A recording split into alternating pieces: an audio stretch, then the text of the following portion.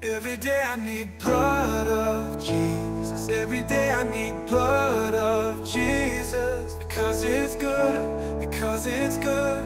Every day I need blood of Jesus.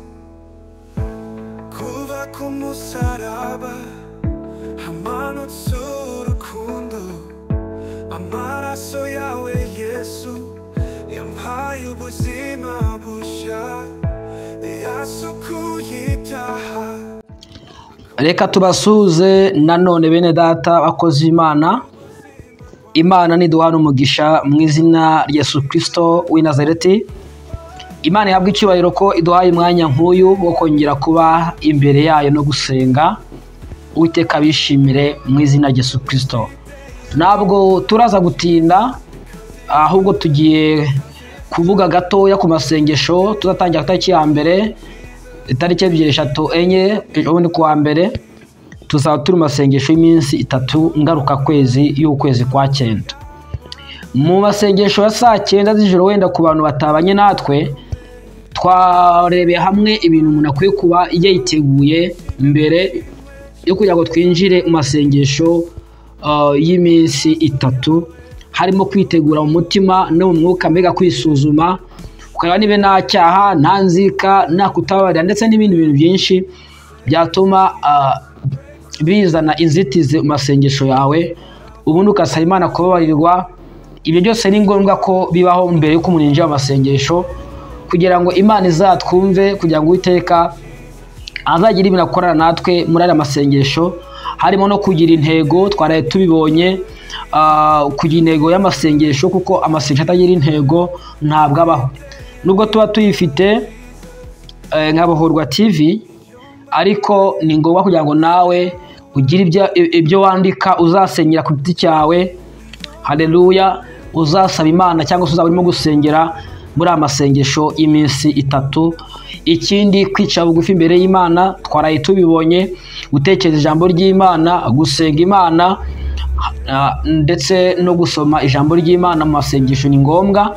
Uko Yeshuwa 1:8 yabivuze ngo ibiri mu gitabo cy'amategeko ngo ntuzareke kubihamisha akanwa kawe, kandi ngo ujye ubitekereza ku manywa ndetse na nijoro, ngo nibwo umuntu azahirwa mu nzira ze zose.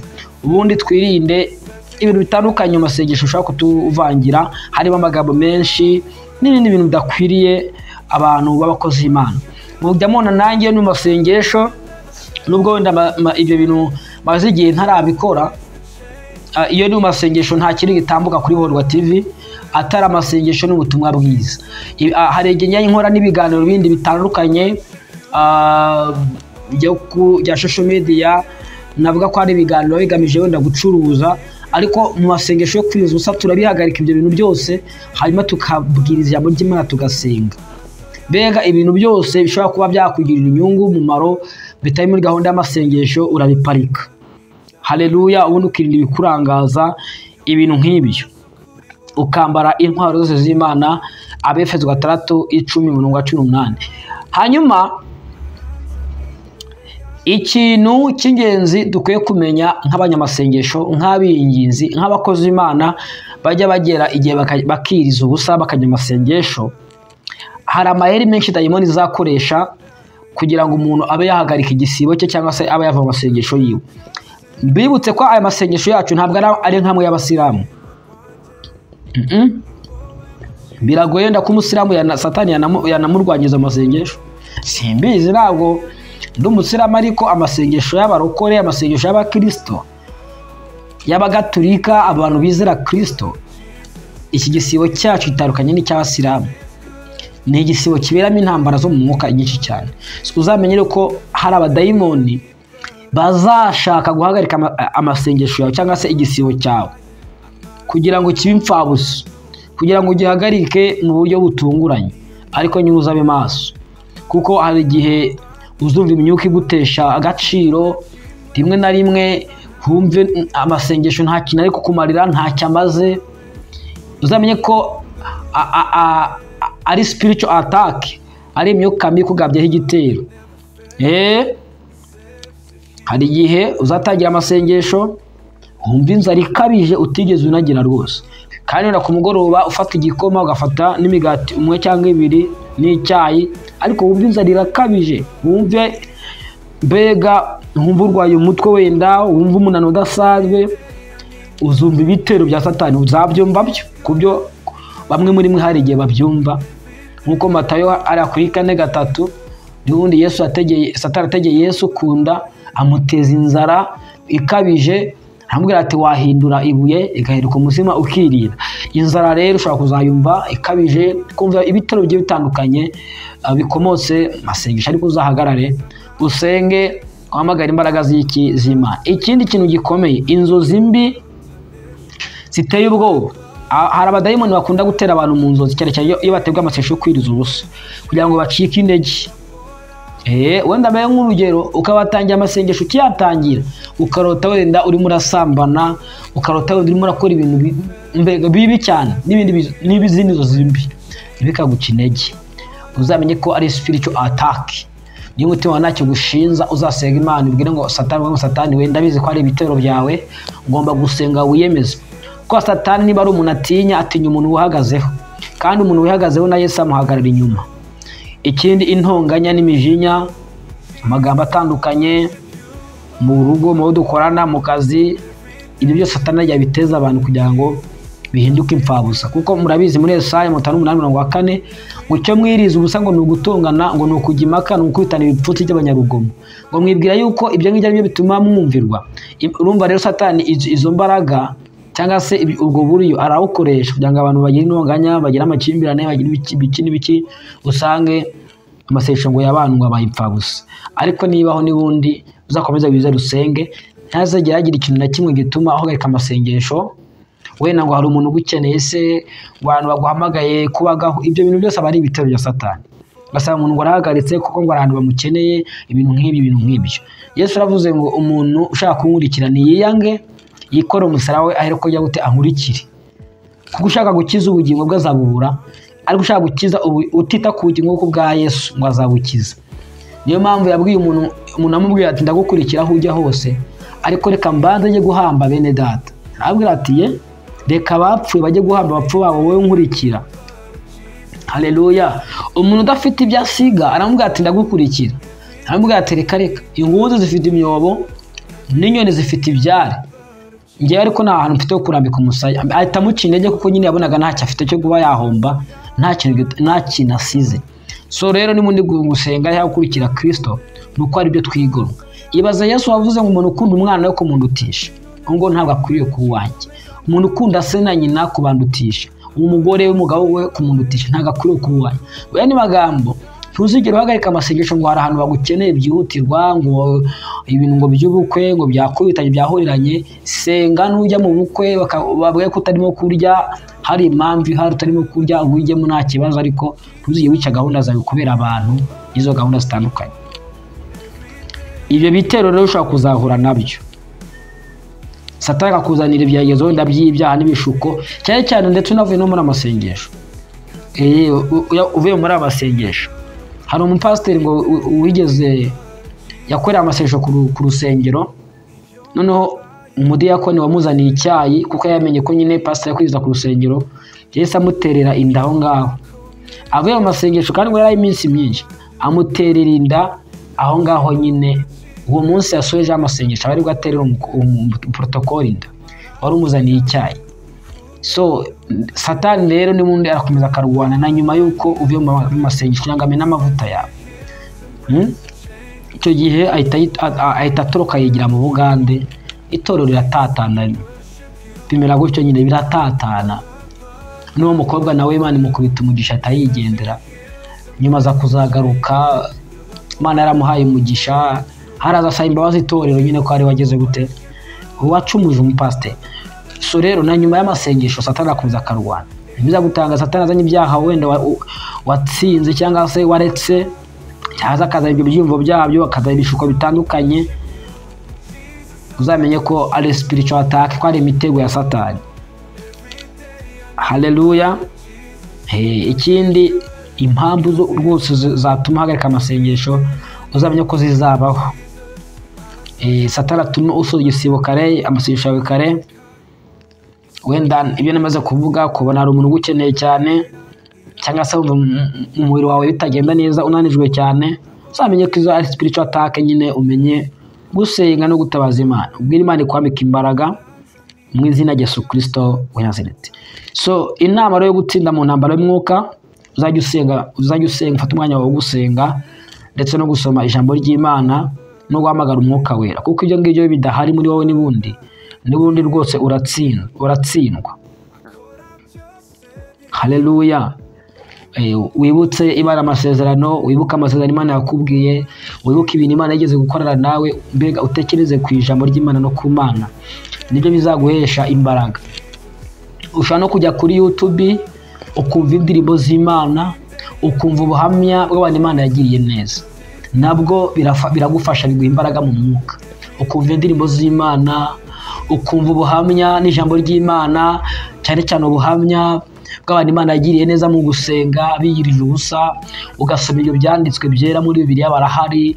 Igitabo cya Esiteri cyose ukagisoma ukakirangiza, ugasoma kiragiye cya Yona, ugasoma mbega ugasoma ba Mose biyize ubusa, ba Eliya, ba Yeremiya, ba Nehemiya, mbega no ku mbuga nkoranyambaga, nubwo tuzibuza kuzikoresha mu masengesho, mu gihe cy'amasengesho mu bintu bidafite umumaro, ushaka kumva ubuhamya pe, ushaka kumva ubuhamya bw'abantu Imana yagiriye neza, abantu biyirije, ubuhamya bw'amasezerano, abantu Imana yagiyeho amasezerano, ushaka gukurikira amasengesho ya deliverance, amasengesho yo kubohoka yo kuri Horwa TV, ushobora gukurikira ubuhamya bugusubizamo imbaraga kugira ngo ibyo bitero byose uzajye ubikumira.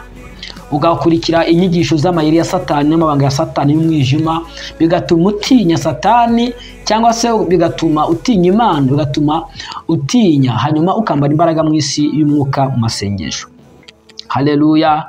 Ikindi gikomeye twakivuze ni ukugira intego mu masengesho yawe, ntuzigere wiyiriza amasengesho adafite intego, nyamuneka. Haleluya. Uzajya ubwira Imana ibyo urimo urasengera, ubyandika niba ngombwa, ubundi usaba umwuka wera gukomeze, kuko igisibe cyangwa se amasengesho atari umwuka wera biragoye kugira ngo uyakore. Uzajya umusaba Imana aze kubana nawe. Ikindi kintu gikomeye, saa 9 z'ijoro na saa 2 z'ijoro tuzatuba turi live turimo turasenga. Buriya kwiyiriza uri wenyine biragora cyane, kuba uri wenyine uzajya ubyirinda mu masengesho, hanyuma uzo gufatanya natwe saa 9 z'ijoro ndetse na saa 2 z'ijoro, kugira ngo dutizanye imbaraga, twongererane imbaraga mu izina rya Yesu Kristo w'i Nazareti. Imana ibaho umugisha, nabwiye ngo ntabwo turi butinde. Reka dusabe Imana uburinzi, Uwiteka aze kubana natwe. Hanyuma ku wa mbere ni amasengesho, ngo tuzatangira amasengesho y'iminsi 3. Mukande like, subscribe, wiyandikishe kugira ngo amasengesho atazajya agucika. Imana iguhe umugisha. Reka dusenge Imana ize kubana natwe muri iri joro. Uwiteka, mbaraga zacu turagushimye, turaguhimbaje mu izina rya Yesu Kristo w'i Nazareti. Tugushimiye ineza n'ubuntu bwawe ndetse n'urukundo rwawe. Tugushimiye ko banye natwe kuva mu gitondo twatugeze amasaha n'ijoro turi amahoro. Izina ryawe rishimwe kandi ragwe icyubahiro. Mbere yuko turyama, bamwe muri twebwe bari mu bihugu byo kuryama, turakwinginze kugira ngo twese dutunganye, udukure ibyaha n'ibicumuro byose, utubabarire kubw'imbabazi zawe nyinshi. Amaraso Yesu Kristo abe kuri twebwe ndetse n'imiryango yacu. Abari mu bihugu biri ku manywa nabo barindire mu mbabazi zawe n'ubuntu bwawe mu izina rya Yesu Kristo. Ibyo barimo barakora ubiheze umugisha mu izina rya Yesu. Ushyire uburinzi ku miryango yabo n'abana babo n'inshuti zabo mu izina rya Yesu Kristo. Tugusabye imbaraga ndetse n'ubwenge bwo gutahura amayeri ya Satani, kandi tugusabye imbaraga zo gutsinda ibishuko byose by'umwijima Satani ashobora kuzohereza mbere cyangwa nyuma cyangwa turi mu masengesho mu izina rya Yesu Kristo w'i Nazareti. Nsabiye umugisha abantu bari kumwe natwe mu ijambo ry'Imana. Nsabiye umugisha abantu bari mu Rwanda, mu Burundi, muri Kenya, mu Bugande, mu bihugu by'i Burayi, Amerika za Canada, Australia na mu Bubiligi. Abantu bose mbasabiye umugisha, tusengana n'ibindi bihugu bitandukanye ntarondoye mu izina rya Yesu Kristo wapfuye akazuka. Bombi Uwiteka we ubagerere imbabazi, waho umugisha, ubarinde mu izina rya Yesu Kristo. Ibyo bakora byose bajye bahirwa, abakomanzi bajye bacingurirwa, ujye usenya imbaraga zibarwanya, wirukana ibitero by'umwijima ku buzima bwabo mu izina rya Yesu Kristo. dusabye uburinzi muri iri joro, uturindire mu buntu bwawe n'imbabazi zawe mu izina rya Yesu Kristo wapfuye akazuka. Uboneho ibitero binyura mu nzozi, imyuka mibi ibuza abantu amahoro nijoro, ibituma baribwa mu mibiri yabo bakara badasinziye. Ibyo bitero Uwiteka turabyamaganye, turabikumiriye mu izina rya Yesu Kristo. Turatura amaraso Yesu Kristo ku mariri yacu, turatura amaraso Kristo mu ngo zacu, imiryango yacu mu izina rya Yesu Kristo wapfuye akazuka. Uturinde mwami Yesu, haleluya. Turafunze imiryango mu isi y'umwuka yose Satani yanyuramo adutera, dufunguye ijuru kuganira naryo mu bayerekwa no mu nzozi mu izina rya Yesu Kristo w'i Nazareti. Igiteye ubwoba cya nijoro cye kugera ku miryango yacu, cye kugera ku buzima bwacu mu izina rya Yesu Kristo. Abarwayi bakiza afite intambara zitandukanye, Uwiteka barwanirire, tugutume mu ntambara zacu, Uwiteka baruturwanirira mu izina rya Yesu Kristo. Urakoze kuri Imana ivuga bikaba, yategeka bigakomera, wibuka amasezerano wadusezeranyije. Hari ibyo watubwiye turi mu cyumba cy'amasengesho turimo turasenga, hari ibyo watuvuganye natwe turi mu misozi, hari ibyo wavuganye natwe mu nzozi no mu mayerekwa mu ijambo ryawe. Uwiteka turindiriye ko bisohora, udusohoreze amasezerano, utuvane ku musozi w'inzitizi mu izina rya Yesu Kristo, uduhe kwinjira amasezerano yacu. Haleluya, mu izina rya Yesu. Ibyo wavuganye natwe Uwiteka bisohore mu izina rya Yesu. Abo wasezeranyije ibintu bikomeye, abo wasezeranyije ibintu byoroheje, abo wasezeranyije mwami kuzabagira neza, kuzabaha umugisha, Uwiteka tukurutije amasezerano yacu, nta wundi mukiza twiringiye uretse wowe. Uwiteka usohoza amasezerano dufitanye mu izina rya Yesu Kristo, kandi uyaturindiremo, maze umunsi tuzaba dutabarutse tuzabigushimira nk'uko umuririmbyi yaririmbye. Urakoze kuri Imana idukunda, kandi natwe turagukunda kuko ari wowe turinda, ari wowe tubeshaho. Ibi byose tubisabye Imana Data, Umwana ndetse n'Umwuka Wera, amen. Imana ibaho umugisha, Uwiteka barinde mwese abantu dusengana kuri Worwa TV saa 9 z'ijoro na saa 2 z'ijoro na cyangwa saa 1 z'ijoro. Uwiteka mwese abazigame, Imana ibarinde, yaremye ijuru n'isi, irinde imiryango yanyu, irinde famille zanyu mu izina rya Yesu Kristo. Kandi icyo tubifurije ni ukuzabona ubwami bw'Imana, ntukuzabona ubugingo buhoraho. Nicyo kintu twese duharanira muri iyi ntambara y'umwuka tuba turwana. Imana rero ibiteho, Imana ibagire neza. Ukane like, ukane subscribe kugira ngo tujye tubana umunsi ku munsi na saa 9 z'ijoro masengesho. Bye bye.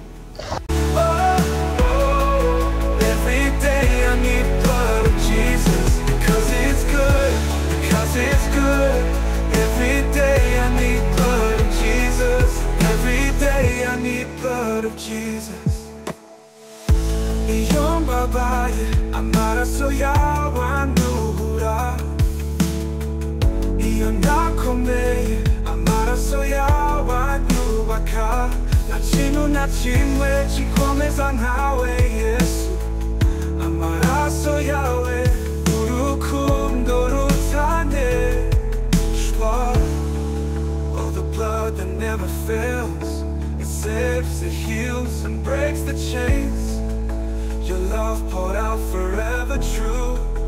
Jesus, I will worship you. Oh, oh, every day I need blood of Jesus. Oh, oh, every day I need blood of Jesus. Because it's good, because it's good. Every day I need blood of Jesus. Mbabaye amaraso yawe andura, iyo nakomeye amaraso yawe anyubaka, nta kintu na kimwe gikomeza nkawe Yesu. Amaraso yawe urukundo rutaneshwa, oh the blood that never fails, it says it heals and breaks the chains. Your love poured out forever true. Jesus, I will worship you. Oh, the blood that never fails, it says it heals and breaks the chains. Your love poured out forever true. Jesus, I will worship you. Oh, the blood that never fails, it says it heals and breaks the chains. Your love poured out forever true. Jesus, I will worship you. Jesus, I will worship you. Oh, oh, every day I need blood of Jesus. Because it's good, because it's good. Every day I need